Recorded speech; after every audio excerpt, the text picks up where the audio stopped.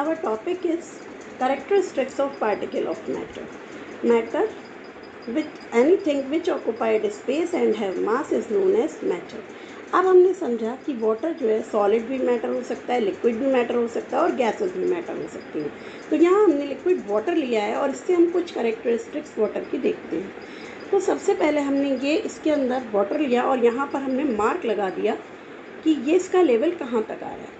अब इसके अंदर हमने कुछ अमाउंट में सॉल्ट ऐड किया, देन और सॉल्ट ऐड किया और उस सॉल्ट को इसके अंदर क्या कर दिया, डिज़ोल्व कर दिया।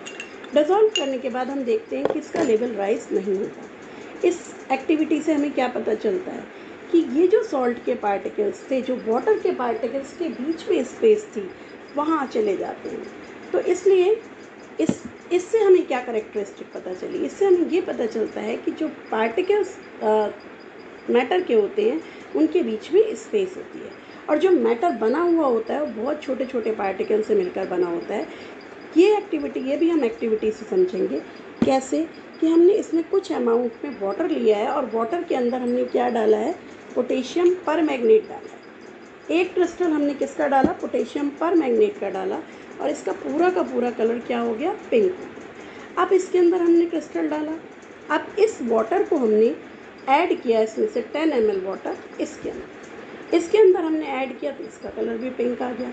यानी कि जो एक क्रिस्टल हमने इसमें ऐड किया था उस क्रिस्टल ने इस पानी को भी क्या कर दिया, इस पानी का भी कलर चेंज कर दिया। तो इससे हमें क्या पता चला, जो एक क्रिस्टल था उसके अंदर बहुत सारे पार्टिकल से वो मिलकर बना था। अगर हम 1 ड्रॉप ऑफ वाटर की बात करते हैं तो 1 ड्रॉप वाटर के अंदर 10⁻21 क्रिस्टल्स प्रेजेंट होते हैं। अब नेक्स्ट इसके अंदर कैरेक्टरिस्टिक आती है कि particle of matter have continuously move. अब कैसे पता चलेगा कंटिन्यूसली मूव कर रहे हैं। मान लो ये हमने एक स्प्रे लिया और इसको हमने क्या कर दिया, स्प्रे कर दिया। अब स्प्रे करने के बाद हम देखते हैं कि पूरे रूम में इसकी फ्रेगरेंस हो जाती है। अब पूरे रूम में फ्रेगरेंस हो गई तो क्यों हुई, क्योंकि जो पार्टिकल ऑफ मैटर है वो लगातार क्या कर रहे हैं, कंटिन्यूसली मूव कर रहे हैं और यहाँ के पार्टिकल्स हायर कंसंट्रेशन से लोअर कंसंट्रेशन की तरफ मूव कर रहे हैं, जिसकी वजह से पूरे रूम में क्या हो जाती है, फ्रेगरेंस हो जाती है। तो 4 कैरेक्टरिस्टिक्स हमने समझी। Particle matter is made up of small particles, जिसमें ये स्मॉल पार्टिकल्स हैं।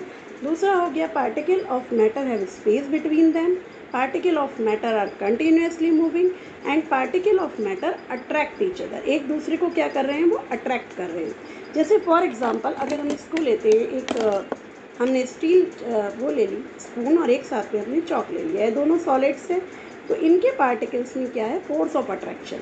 फोर्स ऑफ अट्रैक्शन की वजह से हम इजीली इसको ब्रेक नहीं कर सकते, क्योंकि इसके अंदर इसके पार्टिकल्स के बीच में फोर्स ऑफ अट्रैक्शन बहुत ज़्यादा है। बट इसको हम इजीली ब्रेक कर सकते हैं क्योंकि इसके पार्टिकल्स में फोर्स ऑफ अट्रैक्शन इससे कम है। तो फोर्स ऑफ अट्रैक्शन से जब हम ज़्यादा फोर्स लगाएंगे तभी हम किसी चीज़ को क्या कर सकते हैं, ब्रेक कर सकते हैं।